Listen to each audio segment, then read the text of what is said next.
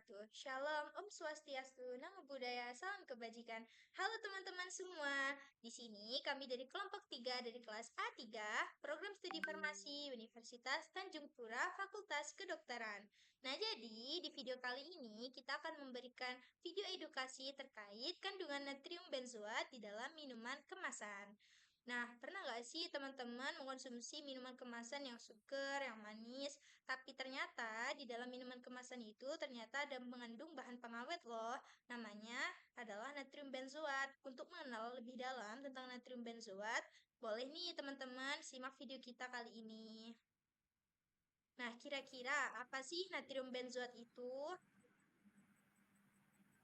Nah, teman-teman pasti penasaran kan apa sih natrium benzoat itu? Nah, natrium benzoat adalah pengawet makanan atau minuman yang berasal dari asam benzoat dan natrium. Bentuknya itu lebih larut dalam air sehingga cocok digunakan untuk berbagai produk pangan cair. Lalu mengapa sih pembuat atau produsennya itu menggunakan natrium benzoat? Nah, fungsinya adalah untuk mencegah pertumbuhan bakteri, ragi, dan jamur agar pangan ini bisa bertahan lebih lama dan atau biasa dikenal dengan tidak cepat basi gitu. Kualitasnya tetap stabil dan distribusinya lebih luas. Tanpa pengawet, banyak makanan cepat rusak sebelum sampai ke tangan pembeli atau konsumen. Oke. Nah, biasanya natrium benzoat ini ditemukan dalam produk apa aja sih? Yang pertama itu ada produk olahan buah, saus kemasan, minuman berperisa, dan yang paling sering itu adalah minuman kemasan, teman-teman. Oke, next. Nah, natrium benzoat ini aman atau enggak sih? Atau malah justru berbahaya? Nah, itu akan dijelaskan oleh Kak Yoga nanti.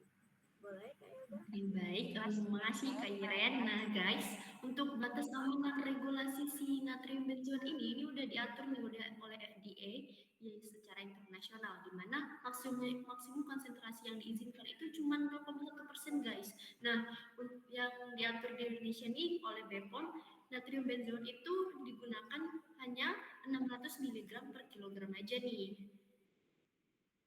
Nah, mengapa sih harus dilakukan analisis? Mungkin Kak Anissa boleh dijelaskan? Oke, makasih Yoga. Kenapa sih harus dilakukan analisis? Ini penting banget teman-teman. Kenapa harus dilakukan analisis? Karena walaupun FDA ataupun BPOM sudah menetapkan batas aman dari konsumsi natrium benzoat, ternyata masih banyak produsen yang menyalahgunakan atau melewati penggunaan dari batas aman tersebut, sehingga perlu dilakukan analisis. Untuk apa? Untuk menjamin dari keamanan produk yang diedarkan dan juga untuk menjamin mutu dari produk tersebut. Karena apabila dikonsumsi dalam jumlah yang berlebihan, melebihi batas aman, akan menyebabkan resiko pada kesehatan sehingga untuk dilakukan analisis untuk menghindari resiko kesehatan pada jangka yang panjang. Nah, kira-kira apa sih resiko kesehatannya? Apabila kita mengonsumsi natrium benzoat melebihi batas aman, itu bisa menyebabkan iritasi dan gangguan saluran cerna yang pertama. Kemudian yang kedua bisa menyebabkan juga gangguan hati, bisa menyebabkan gangguan ginjal, gangguan pernapasan, gangguan saraf, dan yang paling serem yang terakhir adalah bisa juga menyebabkan kanker loh teman-teman ternyata. Nah, kira-kira ada nggak sih upaya pencegahan atau solusi untuk menghindari hal-hal tersebut? Ada nih teman-teman bisa. Bisa melalui pengawasan regulasi yang lebih ketat.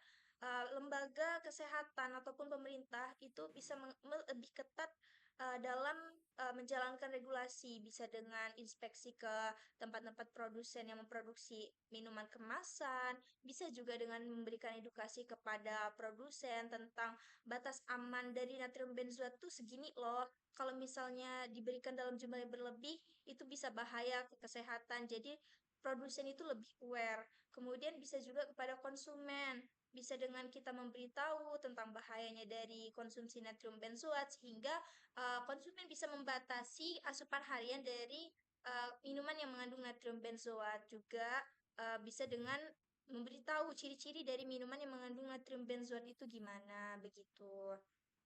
Next. Nah, untuk gimana Gimana sih cara tahunya kita ada natrium benzot atau tidak? Itu bisa menggunakan beberapa metode analisis. Di antaranya secara kualitatif itu hanya untuk tahu ada atau tidaknya natrium benzoat di dalam minuman tersebut. Itu bisa pakai reaksi pengendapan menggunakan FeCl, itu bisa dilihat adanya endapan jingga atau coklat. Bisa juga secara kuantitatif untuk mengetahui kadarnya, untuk mengetahui berapa sih jumlah dari natrium benzoatnya, itu pakai metode spektrofotometri UV-Vis namanya. Prinsipnya itu menggunakan panjang gelombang maksimum. Next. Nah, selain dari spektro UV-Vis, ada juga metode HPLC atau KCKT. Ada juga dari metode titrasi alkalimetri, teman-teman. Next. Nah, kira-kira nih, biar konsumen tahu minuman yang mengandung natrium benzoat itu gimana sih? Boleh Kak Huda sebutkan ciri-cirinya. Nah, teman-teman, tadi kan udah mengetahui kan apa sih itu natrium benzoat, terus mengapa sih kita perlu menganalisisnya dan metode analisisnya tuh apa aja, dan serta aturan yang telah ditetapkan. Nah, kita sebagai konsumen itu harus mengetahui bagaimana sih ciri-ciri dari minuman kemasan yang mengandung natrium benzoat itu. Jadi, ciri-ciri yang pertama yaitu rasanya itu agak getir atau asam yang tidak alami. Kemudian, warnanya tuh terlalu cerah dan mencolok, teman-teman. Selain itu, juga aromanya itu tajam seperti bahan kimia, dan di labelnya itu mencantumkan sodium benzoat atau dengan kode E211. Nah, kita sebagai konsumen harus tahu nih bagaimana sih tips memilih minuman kemasan yang aman untuk dikonsumsi dan terhindar dari pengawet buatan yang berbahaya bagi. Langkah utama yang perlu kita lakukan yaitu dengan membaca label komposisi pada kemasan.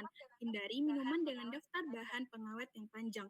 Selain itu, sangat diutamakan nih untuk kita minum minuman alami seperti air putih, infus water, atau jus segar tanpa bahan tambahan. Nah, selain itu, kita juga harus aware dan peduli untuk memilih minuman kemasan yang berlogo BPOM dan punya nomor izin edar serta kadaluarsanya itu jelas kapan expirednya, kapan boleh digunakan. Selain itu, kita harus membatasi nih konsumsi hariannya. Sesekali tuh boleh aja kita mau konsumsi minuman kemasan, tapi jangan setiap hari ya teman-teman. Selain itu, kita juga harus peduli sama penyimpanannya. Cara penyimpanannya itu harus benar. Jangan konsumsi produk yang sudah berubah rasa, warna, dan bau. Nah, ingat ya teman-teman, kita itu perlunya nutrisi alami, bukan yang buatan dan kimia. Jadi, jadilah konsumen yang cerdas. Berikut adalah daftar pustaka dari penjelasan yang kami jelaskan. Oke, mungkin sekian yang dapat kami sampaikan di video kali ini. Sampai jumpa lagi di video selanjutnya. Bye-bye.